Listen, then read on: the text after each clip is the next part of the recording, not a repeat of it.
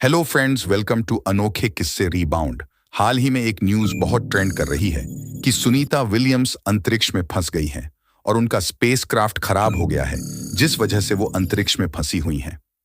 बहुत से लोग तो ये भी चिंता कर रहे हैं कि भारतीय मूल की सुनीता विलियम्स क्या कभी वापस लौट पाएंगी या हमेशा हमेशा के लिए कहीं वो स्पेस में ही तो गुम नहीं हो जाएंगी।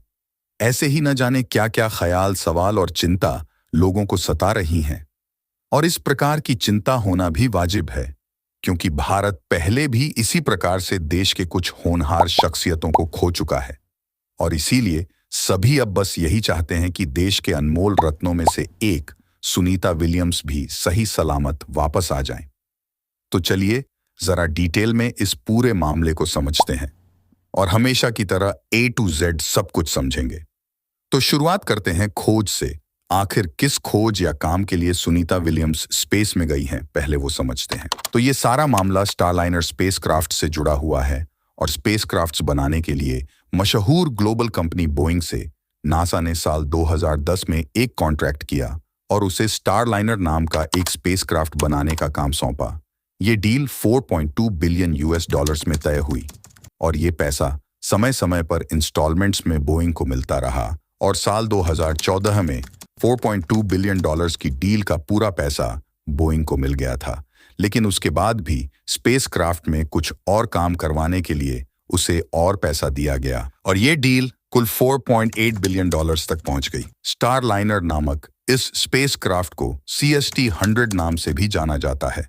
ये स्पेसक्राफ्ट अब लॉन्च के लिए पूरी तरह से तैयार था और अब इस स्पेसक्राफ्ट को टेस्ट करने का वक्त था, लेकिन कई सारी तकनीकी दिक्कतों के कारण इसे रोक दिया गया और एक बार फिर टेक्निकल टीम इस स्पेसक्राफ्ट को ठीक करने में जुट गई, जिसके बाद इसे साल 2019 में लॉन्च करना तय करा गया। लेकिन अब भी इस स्पेसक्राफ्ट में कई सारी दिक्कतें थीं और इस स्पेसक्राफ्ट में एक दिक्कत खत्म होती तो दूसरी नई दिक्कत सामने खड़ी हो जाती। ऐसे करते हुए इसका लॉन्च साल 2020 पर टला और फिर 2021 में भी इसे पोस्टपोन करना पड़ा। अंततः वक्त आया साल 2022 का। स्पेसक्राफ्ट में अब भी कुछ मामूली दिक्कतें थीं, मगर ये दिक्कतें इतनी बड़ी नहीं थीं और इन्हें नजरअंदाज करा जा सकता था और ये स्पेसक्राफ्ट सफलतापूर्वक लॉन्च करा जा सकता है। मगर स्पेसक्राफ्ट में कुछ दिक्कतें तो थीं, इसीलिए किसी एस्ट्रोनॉट की जिंदगी जोखिम में तो नहीं डाली जा सकती थी। इसीलिए स्पेसक्राफ्ट में 2 डमी यानी कि नकली आदमी बिठाए गए और इसे ISS यानी कि इंटरनेशनल स्पेस स्टेशन जाने के लिए रवाना कर दिया गया। मगर रास्ते में ही कुछ सॉफ्टवेयर ग्लिचेस की वजह से ये स्पेसक्राफ्ट अपनी मंजिल तक नहीं पहुंच सका और गलत दिशा में जाने लगा और एक दूसरे ऑर्बिट में प्रवेश कर गया। तब स्टारलाइनर को वापस धरती पर बुलाया गया और अब फिर एक बार इस स्पेसक्राफ्ट में कई सारी दिक्कतें सामने आई, जैसे स्टारलाइनर का फ्यूल और ऑक्सीडाइजर वाल्व गड़बड़ निकला, इंजन कंट्रोलर्स में फॉल्ट निकला, कई सारे सॉफ्टवेयर ग्लिचेस सामने आए, साथ ही नेविगेशन और कम्युनिकेशन इश्यूज भी देखने मिले। जिसके बाद फिर एक बार स्टारलाइनर को मरम्मत पर लगा दिया गया और फिर 5 जून 2024 में इसे फिर एक बार लॉन्च करा गया। इस दफा भी स्टारलाइनर में कुछ समस्या थी, लेकिन पिछली बार जितनी नहीं थी और स्पेसक्राफ्ट में से हीलियम गैस लीक कर रही थी। मगर नासा के अनुसार ये इतनी बड़ी समस्या नहीं थी और इसे नजरअंदाज करा जा सकता था और स्टारलाइनर को लॉन्च कर दिया गया और उसमें 2 एस्ट्रोनॉट्स सुनीता विलियम्स और बैरी बुच विलमोर गए। मगर इस बार भी रास्ते में ही स्टारलाइनर में फिर कुछ गड़बड़ियां होने लगीं और स्टारलाइनर के टर्बुलेंस भी गड़बड़ा गए। मगर फिर भी वो किसी प्रकार से ISS पर पहुंच ही गया, जहां स्पेसक्राफ्ट को डॉक कर दिया गया। ये सिर्फ स्टारलाइनर की टेस्टिंग का ही मिशन था और इन्हें इसे टेस्ट करके करीब 10 दिनों में ही वापस लौट आना था।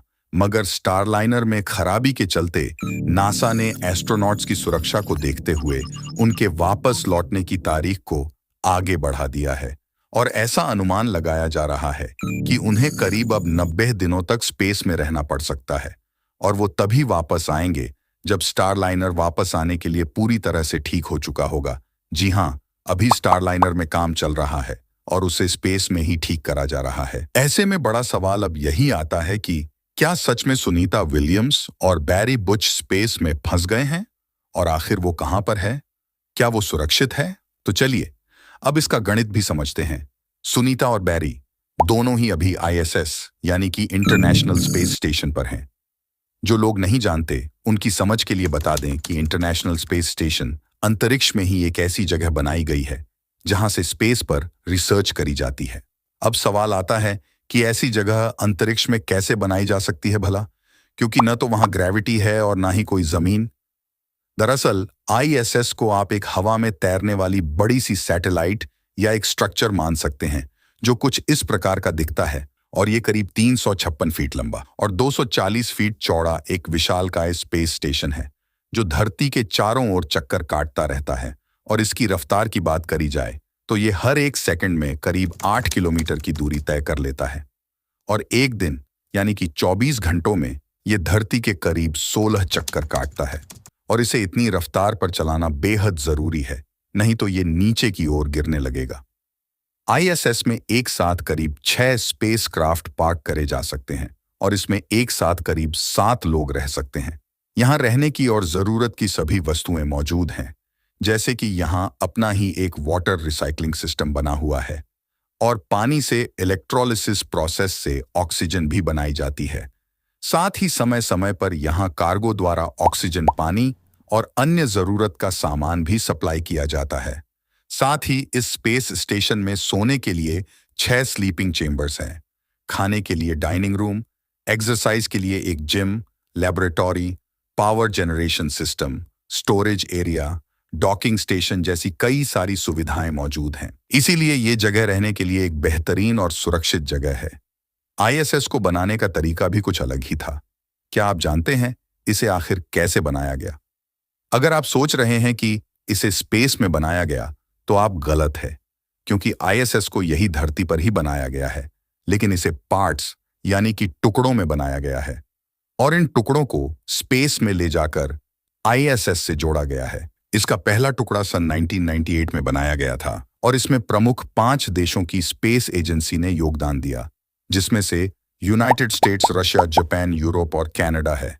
और हर देश ने अपने योगदान में इसके कुछ हिस्से बनाए और समय के साथ ही ये हिस्से आईएसएस में जुड़ते रहे और साल 2011 में ये पूरी तरह से बनकर तैयार हुआ है। भारत हालांकि इसका हिस्सा नहीं रहा है, मगर भारत ने भी रूस के साथ मिलकर आईएसएस के कुछ हिस्से बनाने में मदद जरूर करी थी। और साथ ही अमेरिका के साथ भी भारतीय स्पेस एजेंसी इसरो के कुछ करार हैं, जिसमें भारत और अमेरिका मिलकर कुछ नई स्पेस रिसर्च कर रहे हैं। तो सीधे तौर पर तो नहीं, लेकिन रूस और अमेरिका के साथ करे कुछ करार की बदौलत अब इसरो भी आईएसएस का एक हिस्सा बन गया है। और हिस्सा बनने का मतलब है कि इसरो भी अब स्पेस रिसर्च में कभी भी आईएसएस का इस्तेमाल कर सकता है।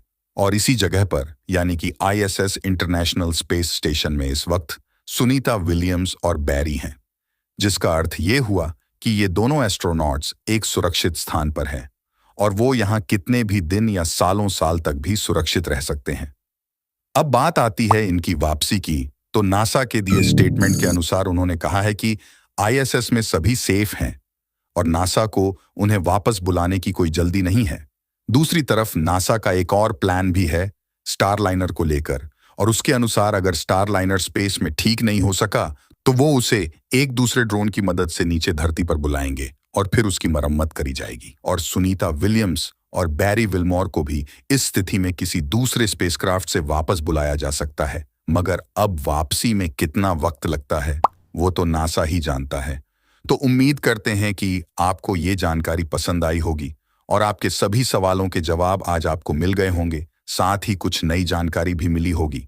तो वीडियो को लाइक जरूर करिएगा और ऐसे ही नॉलेजेबल वीडियोस के लिए चैनल को सब्सक्राइब कर लीजिए और दूसरों को भी वीडियो शेयर करिए। तो जल्द फिर मिलेंगे एक और नए अनोखे वीडियो के साथ। तो तब तक के लिए आपसे अलविदा लेते हैं। Goodbye and take care.